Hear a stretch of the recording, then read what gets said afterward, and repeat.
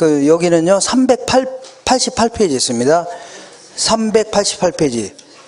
자, 다시 전 페이지부터 다시 할게요. 자, 거기에 169페이지에 보시니까 유동화 제도의 구조 및 역할이라고 되어 있죠. 요거는요 381페이지에 있습니다. 그리고 한 장 넘겨보시면 오늘 해야 될 거 171페이지 보시면 아래쪽에 주택저당담보증권의 종류 있죠. 요거는요 388페이지에 있을 겁니다. 한 장 넘겨보시면 두 장 쪽 넘겨보시면 174페이지에 메뉴에 한국주택금융공사 있죠. 요거 체크했었나요? 네, 했네요. 자, 다시 돌아올게요. 돌아오셔서 바쁜데 이거 언제 또 체크하고 있습니다. 자, 지금부터 우리나라에서는요 결과는 같은데 순서를 달리합니다. 결과는 똑같은 겁니다. 그냥 닭이 먼저냐 뭐라고요? 계란이 먼저냐 이 차이가 있는 겁니다. 똑같은 겁니다. 결과는 하여튼 결과적으로 금융기관은요 그냥 삑만 뜯으면 되는 겁니다. 이렇게 하든 저렇게 하든 뭐만 뜯으면 돼요? 삑만 뜯으면 되는 겁니다. 결과는 똑같은 겁니다. 그래서 우리나라에서는요 자, 맨 먼저 요 제도는 실패했으니까 지울게요. 이거 지우고 자, 금융공사가 자, 먼저 볼게요. 금융기관이 먼저 돈 빌려주면 뭐가 생겨요? 원리금융권 저당금 생기죠? 이거 팔아치우면 돈 들어오는 거 아닙니까? 이렇게 되는데, 우리나라에서는요, 먼저 이렇게 합니다. 네, 금융공사가 가지고 있는 돈을 가지고 시중은행한테 먼저 돈을 줍니다. 은행 돈을 먼저 줘요. 그러면 이 돈 가지고 빌려줘요? 안 빌려줘요? 빌려주죠? 이걸 뭐라고 하냐면, 금융공사 공급 보금자리론 이렇게 얘기합니다. 보금자리론이다. 그러니까 요거는요, 대출 조건이 만기가 뭐 최소 10년에서 최장 30년입니다. 이렇게. 그리고 요거는요, 고정금리 제도입니다. 뭐라고요? 고정금리. 어쨌거나 돈 빌려줬으니까 뭐가 생겼어요? 원리금융권 저당금 생겼어? 안 생겼어요?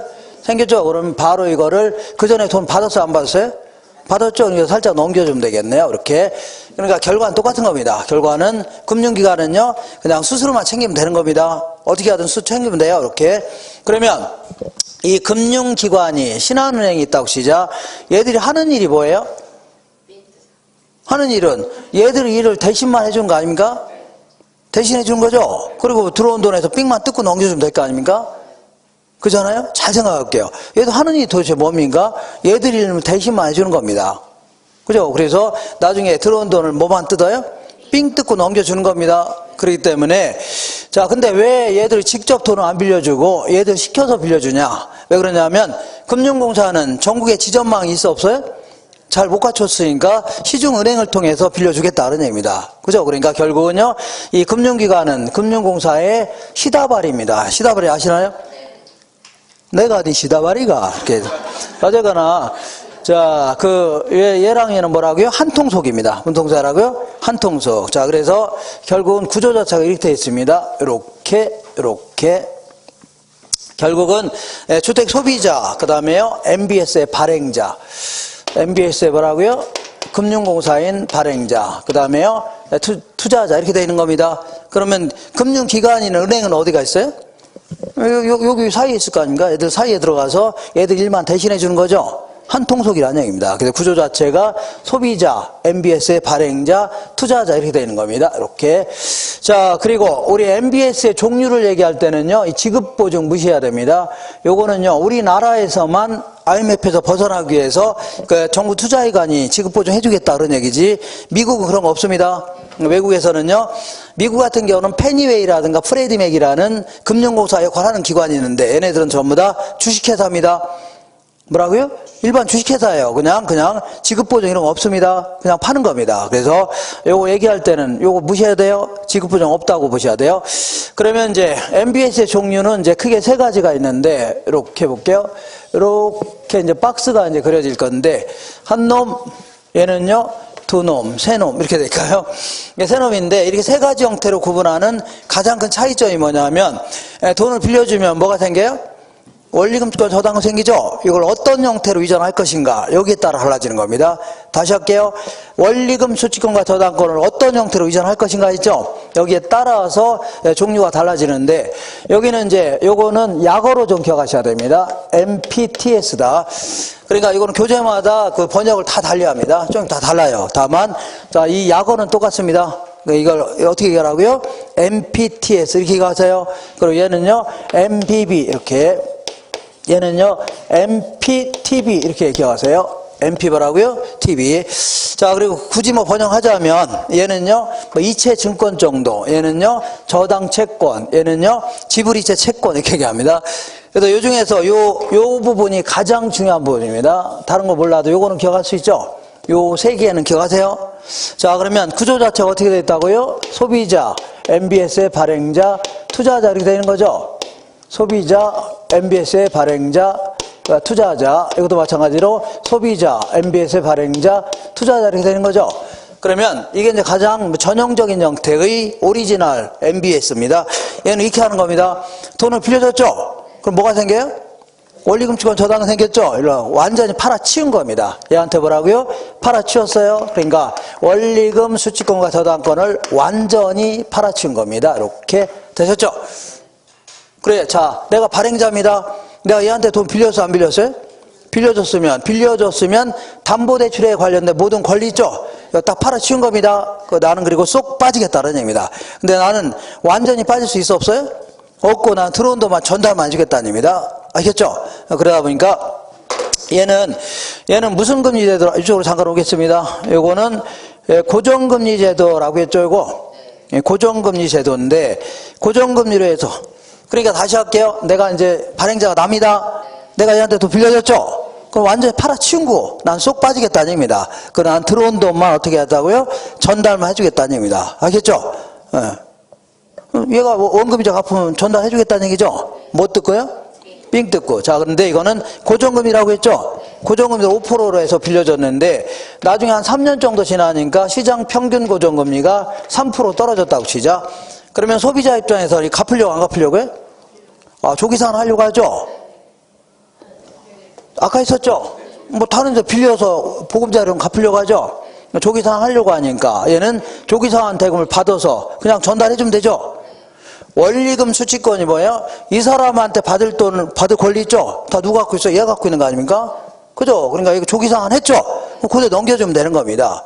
그죠? 그러니까 결국은 얘가 그대로 뭐라고요? 조기상환에 따른 위험을 부담할 수밖에 없는 겁니다. 조기상환을 누가 부담해요?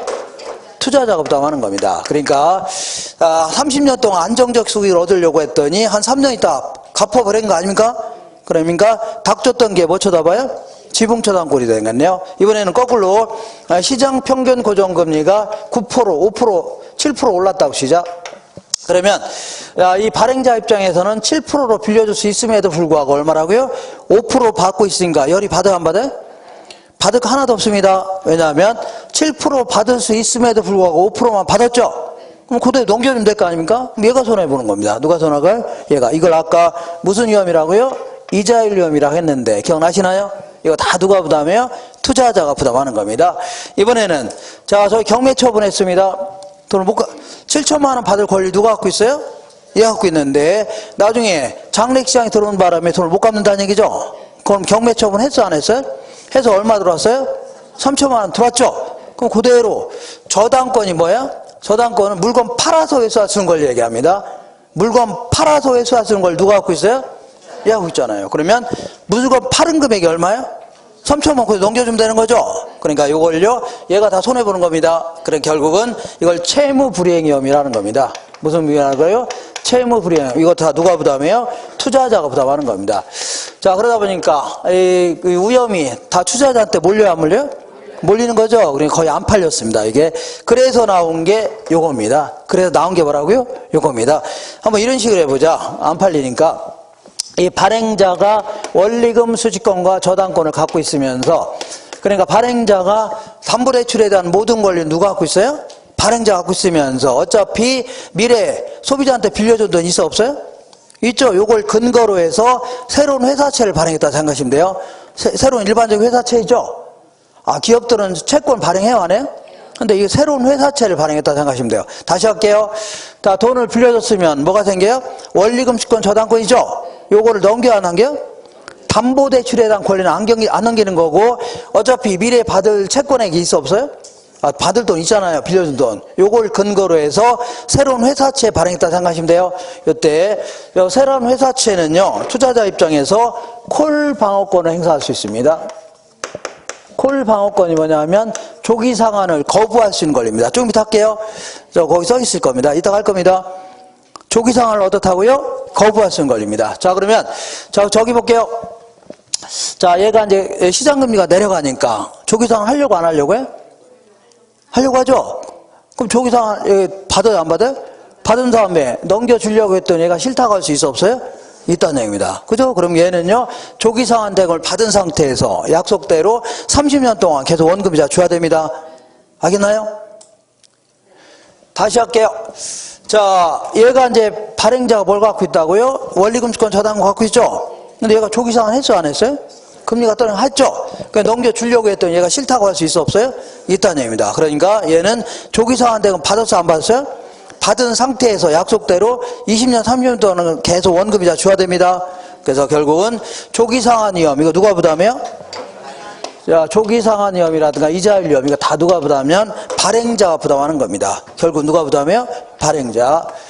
자, 그 다음에 이번에는 자, 왼쪽 보겠습니다. 자, 경매 처분했더니 3천만 원 들어와서 안 들어왔어요? 들어왔죠? 들어왔는데 들어왔을 거 아닙니까? 넘겨주려고 했더니 얘가 한다는 얘기가 기가 막힙니다. 야, 이 사람아, 담보대출은 네가 해준 거고 나는 새로운 회사채대로 전액을 다 달라고 할 수 있어, 없어요? 있다는 얘기입니다. 그죠? 그러니까 얘는 3천만 원 들어왔죠? 얘한테 얼마 줘야 돼요? 7천만 원 다 줘야 됩니다. 대충 아시겠나요? 그래서 이걸요, 채무불이행위험이라는데 요것도 다 누가 부담해요? 발행자가 다 부담하는 겁니다. 누가 부담해요? 발행자. 자, 그러다 보니까 이번에는 발행자한테 모든 위험이 몰려요, 안 몰려요? 몰린다는 얘기입니다. 그래서 이제 이것도 거의 안 팔렸습니다. 그래서 나온 게 요겁니다. 그래서 나온 게 요거예요. 요거는 이런 식으로 해보자. 어떻게 하냐면, 자, 발행자가 저당권을 갖고 있고, 투자자한테 원리금 수취권만 넘기는 형태 있죠? 이런 식으로 운영해보자는 얘기입니다. 그래서 항상 요것만 잘 기억하시면 돼요. 요것만. 자, 이때 저당권을 갖고 있는 자 있죠? 요 자가 채무불이행위험을 부담합니다. 채무불이행위험. 그러니까 누가 부담해요? 발행자가 부담하는 겁니다. 이렇게.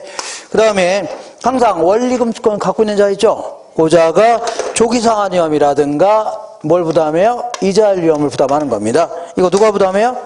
투자자가 부담하는 거 아닙니까? 이렇게 해서 위험을 좀 나눠 가질 수 있다는 얘기죠? 이렇게 하는 겁니다. 그 다음에 얘 같은 경우는 자, 요게 이제 소비자한테 빌려준 돈인데 7천만 원이라고 치자. 예를 들어. 근데 이걸 전액을 다 7천만 원을 발행했다가는 나중에 못 줄 돈도 생겨, 안 생겨?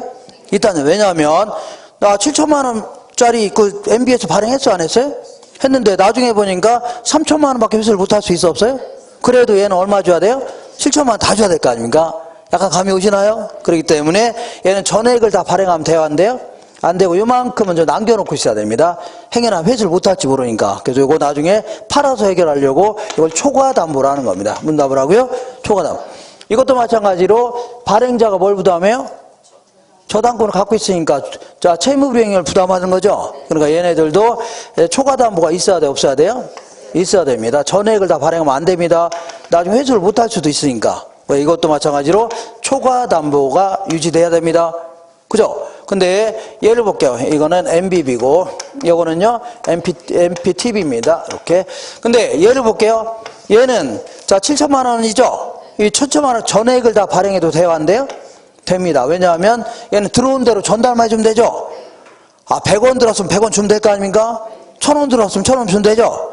그죠? 그대로 초과담보가 있을 필요가 있어, 없어요? 없다는 얘기입니다. 그 전액을 다 MPTS로 발행해도 돼야 안 돼요? 안 됩니다. 안 되는 게 아니라 됩니다. 돼요? 이렇게. 돼요? 안 돼요? 돼요. 자, 그래서, 자, 그러면, 자, 이거는, 그러니까 얘는 이제 투자자한테 위험이 커요, 작아요? 이자율이 가장 높습니다. 얘는요, 투자자는 위험이 가장 작죠? 이자율이 가장 낮아요. 얘는 한 보통입니다. 이건 뭐 거의 안 물어보고. 다만, 이거는 전부 다 채권들입니다. 뭐라고 한다고요? 아, 채권이 주식이 아닙니다. 근데 자꾸 그 부동산 학자들이 쓸데없는 소리 자꾸 해서 사람 헷갈리게 합니다. 헷갈리게 하는데 내가 주식을 갖고 있으면 주식 투자와 관련된 모든 위험을 누가 부담해요? 투자자가 부담하는 거 아닙니까? 그러면 이거는 담보대출과 관련된 모든 위험을 누가 부담해요? 투자자가 부담하는 거니까 약간의 뭐 주식 성격이 있는 거 아니냐. 그래서 이걸요 지분형 MBS 이렇게 표현합니다. 뭐라고요? 지분.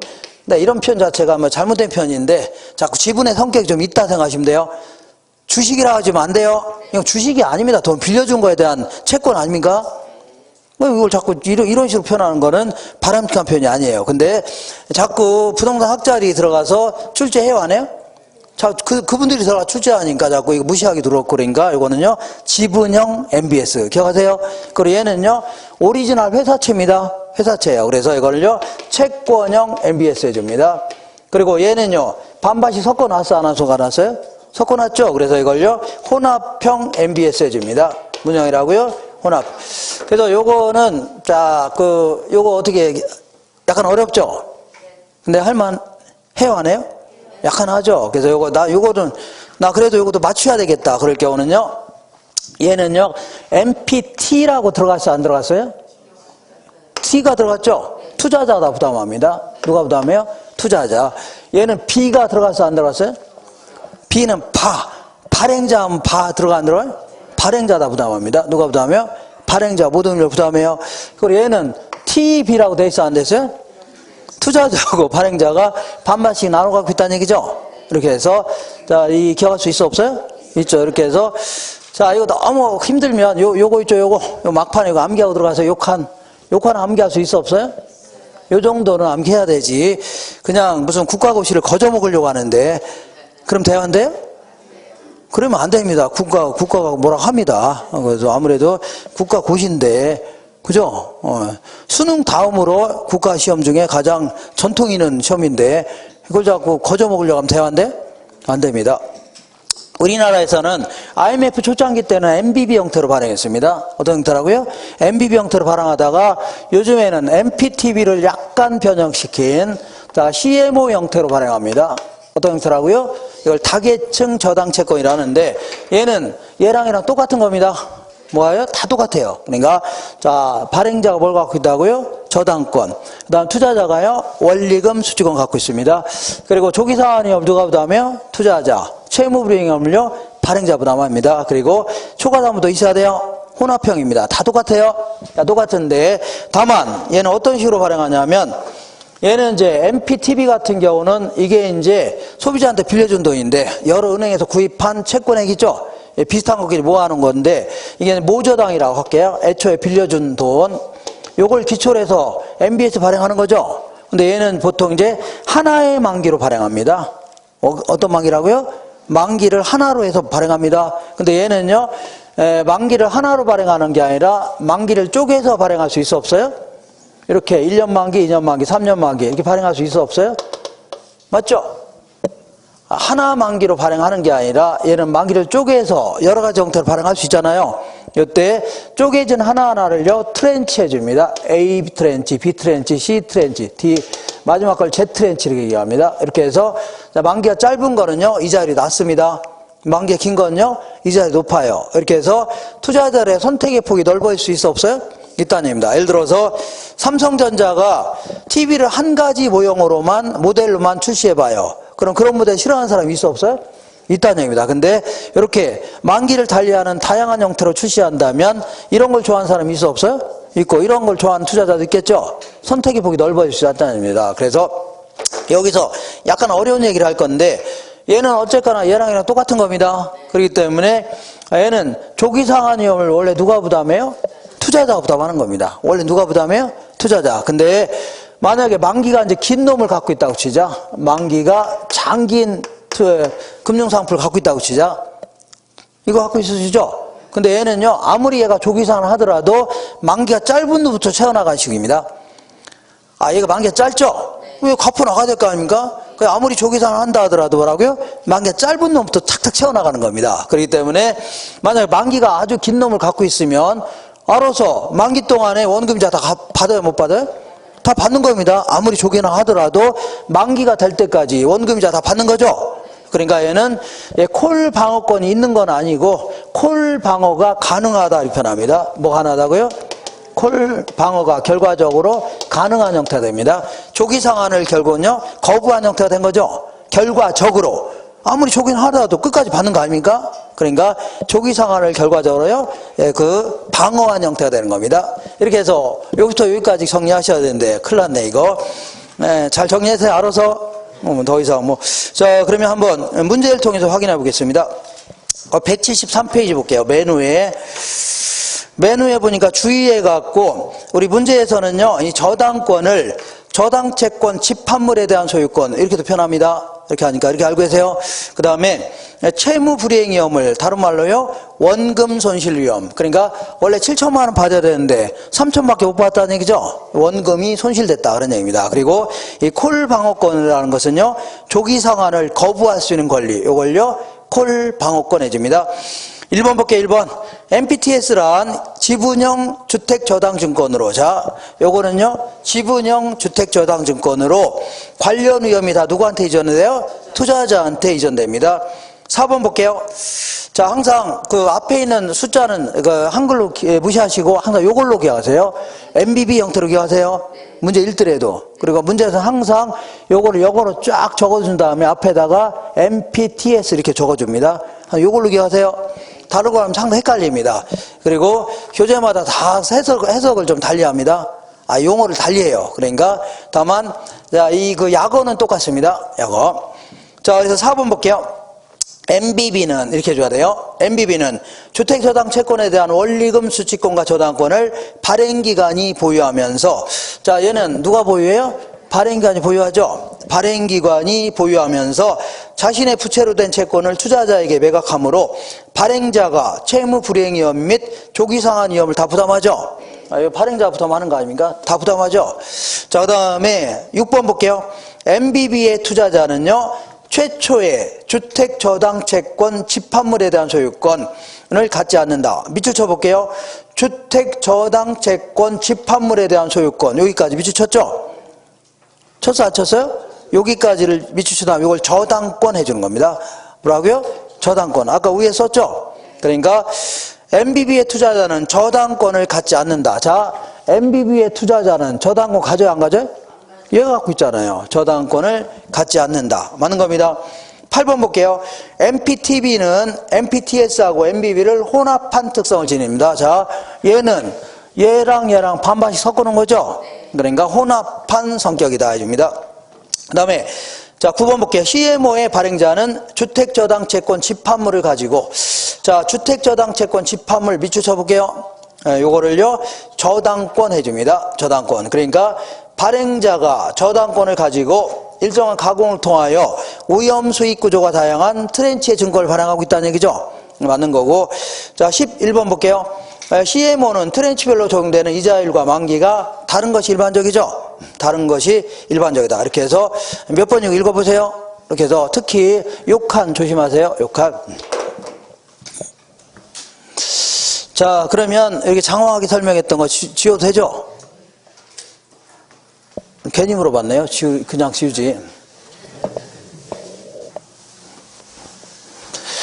자, 이렇게 해서 좀 어렵다 싶은 거 좀 해결했습니다. 그래서 자꾸 욕한이죠? 욕한 생각하면서 항상 원리금 수취권을 갖고 있는 자가 뭘 부담한다고요? 조기상환 위험, 이자율 위험. 그 다음에 저당권 갖고 있는 자가요? 채무 불이행 위험. 이렇게 정리하시면 돼요. 이거 할 수 있죠? 이렇게. 자, 이거 지울게요.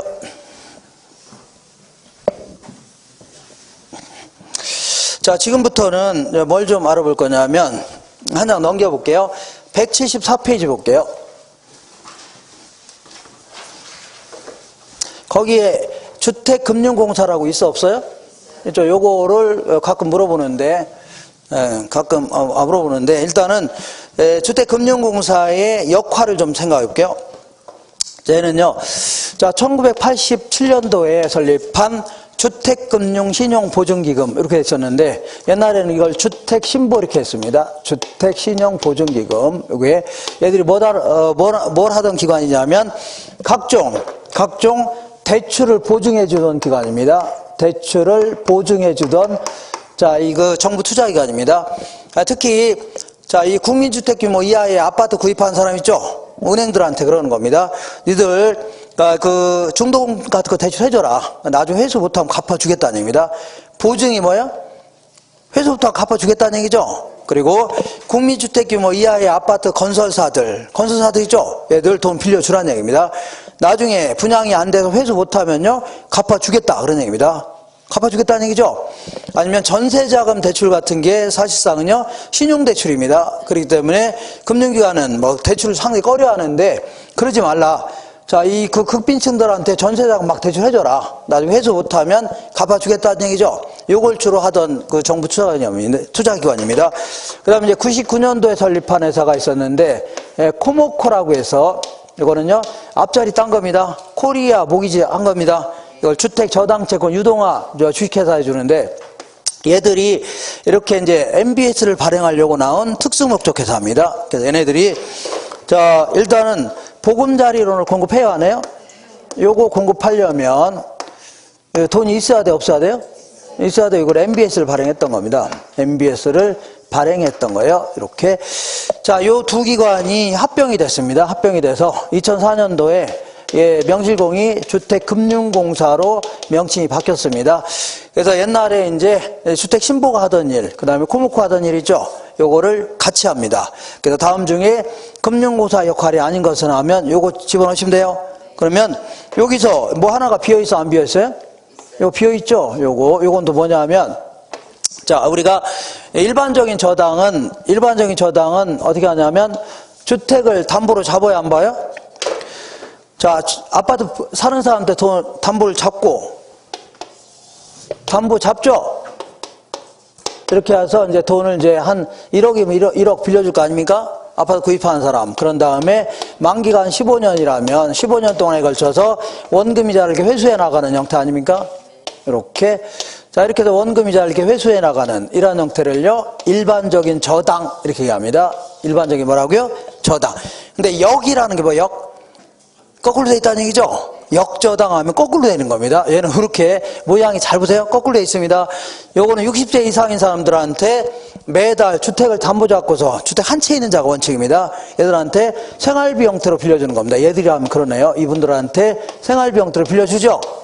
그런 다음에 나중에 만기가 되면 그동안 누적된 원금이자를 한꺼번에 이렇게 회수하는 겁니다. 이렇게. 자, 그러니까 아까하고 모양이 같아요? 달라요? 다르죠? 아까는 한 방에 빌려주고 찔끔찔끔 회수하는 거죠? 요거는요, 찔끔찔끔 빌려줬다가 나중에 한 방에 회수하는 거 아닙니까? 그죠? 이거를요, 일반적인 저당과는 좀 차이가 있다 해서 이걸요, 역저당 해줍니다. 거꾸로 된 저당이라는 얘기죠? 역저. 요게, 자, 계속해서, 자, 계속 은행이 정부에서 막 출시해서 출시했었는데 거의 안 팔렸습니다. 어떻게 안 팔렸다고요? 왜 안 팔렸냐면 이거는 주택 한 채 있는 자가 원칙이고 생활비 형태로 빌려 쓰는 거 아닙니까? 맞죠? 소득이 적당히 소득이 별로 없는 사람들은 요거 딱 좋아요, 안 좋아요? 빌려 쓰기 딱 좋죠? 생활비 형태로 계속 빌려준다니까. 다만 근데 문제는 만기가 15년 되면 이거 갚아야 돼, 안 갚아야 돼요? 갚아야 될 거 아닙니까?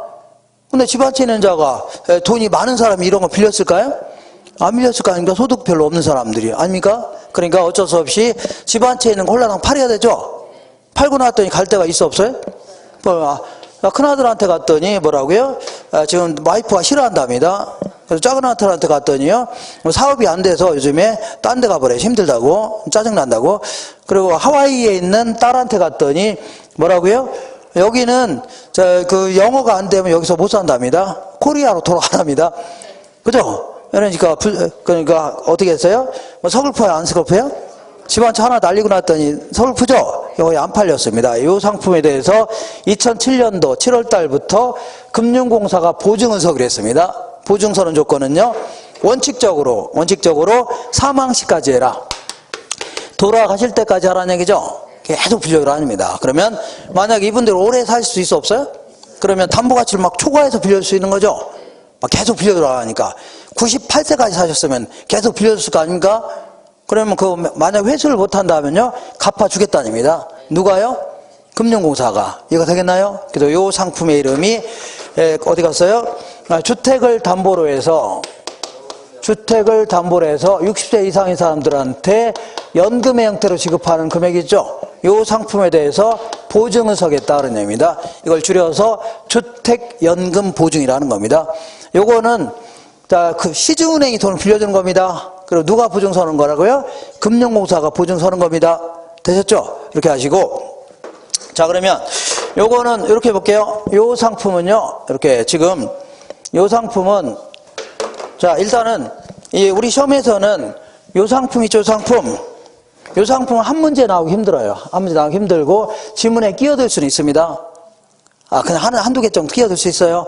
요것도 좀 간단히 알고 계시고, 요거는요, 한 문제를 물어보기도 합니다. 물어보기도 해요. 요거 정리하셔야 돼요. 그래서, 자, 어쨌거나, 이 주택담보노후연금은요, 요 주택이 있어 없어요? 한 채를 갖고 있는 자가 원칙입니다. 한 채 있죠? 9억 이해야 돼요. 근데 여러 채 있다 하더라도 9억이 안 되는 경우는 빌릴 수 있습니다. 이렇게 하세요. 자, 그러면 이제 갑이라는 사람이 있고, 남자가 있고, 여자가 있을 거 아닙니까? 부부가 있다면, 자, 이분이 소유자로 돼 있다. 그러면 두 분 다 아무나 60세 이상이면 됩니다. 두 분 다 뭐라고요? 아무나 60세 이상. 이러면 가능해요? 이거 받을 수 있습니다. 어떻게 하냐면, 예를 들어 남자분은 65세인데 여자분은 36이다. 가능해요? 불가능해요? 가능하다입니다. 둘 중 아무나 60세 이상 아닙니까? 맞죠? 이런 경우 우리나라에서 흔합니다. 어떻게 흔해요? 우리나라는 다문화 가정 있어 없어요? 있잖아요. 그분들 이렇게 되는 거 많이 있습니다. 우리 주변에도 저 있습니다. 아는 선생도 하나 있고.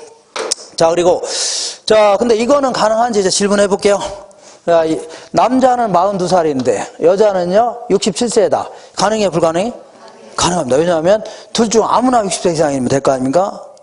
그래서 이거 가능해, 불가능해? 가능합니다. 근데 우리나라에서 이런 거 찾기 쉬워요, 어려요? 우리나라는 찾기 힘듭니다. 왜냐하면 이걸요, 연상의 여인 하는 거 아닙니까? 연상의 여인. 근데 너무 많네요, 연상이. 근데 이제 외국 같은 경우는 뭐 흔히 볼 수 있는 거 아닙니까? 네, 가까운 이제 그 프랑스만 하더라도 가깝지는 않지만, 여기, 자, 마크롱 있죠? 대통령이 마크롱이 42살입니다, 지금. 그리고 그의 부인이 브리지트인데, 이분이 67세입니다. 실세요? 이게 차이가 나요, 안 나요? 납니다. 이분들은, 마크롱이 15살 때, 중학생 때, 브리지트가 이제 수학 선생님이었습니다. 그분하고도 둘이 사귄 겁니다. 근데 문제는, 노처녀도 아니고, 이분은요, 애가 셋이나 딸려 있었습니다. 브리지트라는 여자 있죠? 몇 명 딸렸다고요? 애들 3명이나 딸렸는데도 불구하고, 둘이 막, 빈 교실에 들어가서 놀고 그랬답니다. 거기 막 나와요. 거기에 다 나옵니다. 그래갖고서 결국은, 자, 마크롱 아버지가, 못 살게 하려고, 파리로 그냥 유학 보낸 겁니다. 보냈대요. 근데 이 여자가 쫓아갔답니다. 둘이 막 서로 좋아갖고, 쫓아가고 결국은, 이 여자 이혼하고, 애들 다 팽개치고 이혼하고 와서, 거기서 사는 겁니다. 이거 하는 거 아닙니까? 이거 보세요. 저 거짓말인지. 이렇게. 이런 경우도 있겠네요. 이거 보세요. 이렇게. 자, 근데 이거는 우리나라에서는 뭐 쉽지는 않죠. 이렇게 이런 경우가 일반적인데, 둘 중 아무나 이제 60세 이상 되는 거 아닙니까? 그러면 둘 중 아무나 둘 다 돌아갈 때까지 빌려주는 겁니다. 둘 다 뭐라고요? 다 돌아갈 때까지. 근데 아무래도 이분이 더 오래 살 거 아닙니까? 이분이 돌아갈 때까지 사니까, 예를 들어서 만약에 이제 두 분 다 돌아가시면 채무자가 더 돌아가신 거 아닙니까? 그러니까 이제 매각 처분합니다. 경매로 들어갑니다. 그럼 매각되면 들어와 안 들어와요? 들어오죠? 매각되면 5억인데, 이 사람들이 일찌감치, 이건 나이가 너무 차이 나네요. 자, 여자분은 62세라고 치자. 몇 세라고요? 61세. 그러면, 자, 아무래도 이분들이 한 68세 정도에 다 돌아가신 겁니다. 좀 일찍 돌아가셨어요? 그러면 빌려준 돈이 많아요, 적어요? 빌려준 원리금 얼마 돼요? 안 돼요? 안 될 거 아닙니까? 그래서 2억밖에 안 된다, 진짜 원리금이. 그러면 집 팔아서 회수할 수 있어 없어요? 회수하고 남잖아요. 그럼 남는 돈 이거 어떻게 할 거냐? 남는 돈은요, 상속인한테 돌려줘야 됩니다. 법정 상속인 있죠? 아들, 딸들한테 지급해야 됩니다. 이렇게. 근데 매각대금은 5억인데 이분들이 무려 97세까지 사신 겁니다. 몇 살하고요? 97세. 그럼 계속 빌려줘요? 안 빌려줘요? 빌려줬을 거 아닙니까? 그래서, 자, 빌려준 원리 금액이 무려 75억입니다. 얼마라고요? 이것도 얼마 안 되네요. 자, 그러면 집 팔아서 원리금 회수할 수 있어 없어요? 없잖아요. 그럼 70억이 어떻게 할 거냐? 이거를 상속인한테 청구할 수 있어 없어요? 상속인한테 청구할 수 없습니다. 그럼 결국 뭐 쥐들이 보증 선다고 했잖아요. 금융공사가 손해보는 겁니다. 자, 근데 금융공사는 그 보증료도 일부 받습니다. 이따가 할 겁니다. 일부 받는데 거기서 해결하는 겁니다. 근데 이거는 보증료하고는 해결돼야 한대요? 이거 어떻게 해결합니까? 이거는 우리 자 세금 가지고 노인 복지를 위해 써야 안 써요? 그냥 소임 썼다고 생각하시면 돼요. 이렇게 해서 썼다고 보시면 돼요. 이렇게 해서 이렇게 정리하시면 돼요. 자 그리고 보통 이제 어떤 식으로 이제 빌려주는 게 일반적이냐면 이렇게 합니다. 둘 중에 나이 어린 사람 있어 없어요? 이 사람이 어리죠? 이 사람이 이제 85세까지 사실 거라고 가정합니다. 우리 평균 나이가 올랐어 안 올랐어요? 85세까지 살 거라고 가정해서 이 시점에서의 담보가치를 추정해보는 겁니다. 걔네들이. 그래서 그때 한 담보가치가 한 5억 될 것 같다. 그러면 그 중에서 한 3억을 빌려주겠다는 얘기죠. 3억을 빌려주겠다는 얘기죠. 85세 정도까지. 예를 들어서 그럼 요걸 이제 쪼개서 이제 매달 빌려줄 돈을 계산하는 겁니다. 매달 계산할 수 있어 없어요? 나중에 감책인계에서 이런 걸 계산하면 돼요. 그냥 이렇게 계산합니다. 이렇게 계산하면 돼요. 되겠죠? 그렇게 하시고 그리고 한 분이 돌아가셨다고 해서 금액이 줄어드냐? 그건 아닙니다. 뭐 담보로 잡고서 빌려주는 거니까 금액은 항상 똑같은 겁니다. 그래서 이렇게 해서 자 지금부터 보금자리로는요 저걸 얘기합니다. 저거는 뭐예요? 아파트 구입한 사람한테 빌려주는 겁니다. 그거하고 요거하고 요건 다른 거예요. 주택연금은요 아니 60세 이상인 사람들한테 생활비 형태로 빌려준 겁니다. 헷갈리지 마세요. 헷갈리지 마세요. 이렇게. 그래서 지금부터 이제 보금자리론하고 그 다음에 자 이거 뭘 할 거예요? 주택연금을 공부할 건데 요거 약간 시간이 걸리는 바람에 그대로 놔주세요. 잠깐 쉬었다 하겠습니다.